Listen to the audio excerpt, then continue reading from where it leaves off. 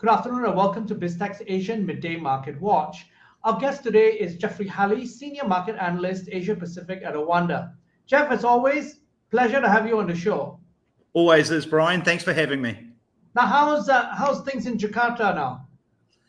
Look, life has almost returned to normal, seemingly. Cases have fallen to just a few hundred a day and the traffic is back with a vengeance, something we all love here in Jakarta. And yeah, we're running into rainy season as well. So I expect in addition to traffic, we'll get our normal annual flooding as well. So life is very much like normal at the moment, and we're all grateful for that. Okay, so before we get your insights, let's take a quick look at how crypto markets are performing, and then take a look at how regional markets went this morning. Now, Bitcoin is at 61,523.5. It's up 1.63%. Ethereum is at 4,363. It's up 3.2%. Now, if we look at regional stock markets, we've got the Nikkei, which is at 29,486.99. It's down 0.54%. The Shanghai Composite is at 3,522.33. It's down 0.62%. The Hang Seng bucks the trend. It's up 0.75% at 25,339.33. The ASX 200 is down 0.53% at 7,331.8. The Kospi is at 3,019. It's up 1.39%. Closer to home, we've got SGX, which is at 3,221.89. It's up 0.09%. And rounding up the numbers, we've got Bursa Malaysia, which is at 1,535.97. It's down 0.33%. What's your view on the market performance this morning, Jeff? Yeah, very much a mixed performance. Tokyo, I believe, has retreated because it rallied over 2% yesterday after the LDP victory in the elections over the weekend, which has put the fiscal stimulus program in play before the end of the year. So it's just a bit of profit taking there. Northern Asia, your Taipeis, Hong Kongs, Shanghais all seem to be, and South Korea all seem to be quite comfortable following the Nasdaq. Nasdaq's rally higher overnight, and that's very much a trend we've seen of late. Whereas the rest of ASEAN is rather more cautious, and I think markets in ASEAN have moved into a wait-and-see mode ahead of the FOMC rate decision tomorrow. Australia is down because bond yields have remained high there after a very non-committal RBA rate policy decision this morning. Now, so given what happened this morning with the RBA, should investors take that as a signal in terms of expectations for the FOMC meeting later today? Potentially, but I believe that a lot of central banks are running their own races at the moment. New Zealand and Canada have started tightening and have withdrawn quantitative easing. The RBA is sort of in a no man's land, refusing to withdraw all of its QE, but saying that the economy is improving and prices are going up, but at the same time letting go their yield curve control target in the 2024 bonds, which has left the markets a little confused as to what the RBA is really thinking now.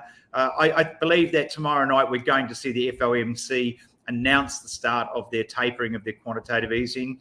I think the details there will be, does the Fed bring forward the potential for rate hikes into, say, 2023 or late 2022? And how aggressively do they start tapering that quantitative easing? And if it's more aggressive than expected, we'll probably see equities come under pressure, US yields rise, and the US dollar rise. Now, across in China, state planners have said that coal prices and supply have improved. And then that's given rise to perhaps the performance this morning in Shanghai. But what's your view on the energy crisis overall globally? Has there been improvement in terms of supply and demand equilibrium?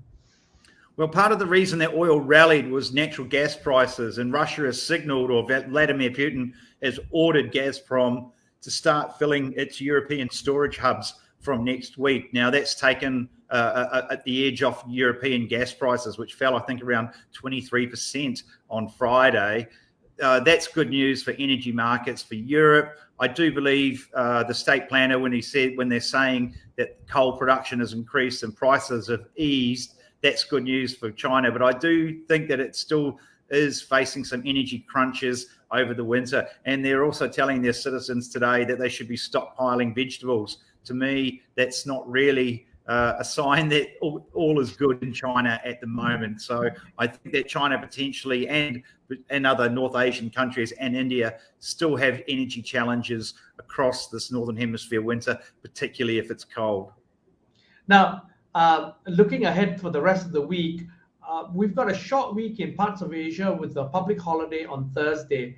But what should we be looking out that moves in terms of events and data points that will move the needle this week in markets? FOMC meeting, of course, being the big kahuna. Yeah, it is. And actually, most of Asia's data is now out of the way. We had the PMIs out yesterday, the manufacturing PMIs, which actually quite pleasingly showed a pretty broad recovery right across Asia, except for Myanmar for obvious reasons.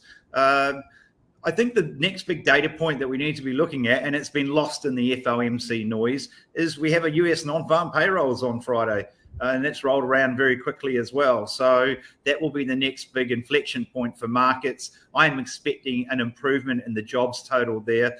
The data that we're seeing from the United States just isn't consistent with the economy adding only 300,000 jobs a month. So I believe that the risk is to the upside there very much. And again, that could see more dollar strength and perhaps a tightening of US yields. Now, Jeff, as always, thank you very much for sharing your insights with us. Always a pleasure. Have a good day. Now, we've been speaking to Jeffrey Halley, Senior Market Analyst, Asia Pacific at OANDA on Biztech Asian Midday Marketwatch. I'm Brian Fernandez. This video and podcast will be on our various social media platforms, as well as our website, www.biztech.asia. Please like and subscribe to our various platforms. Thanks again for tuning in.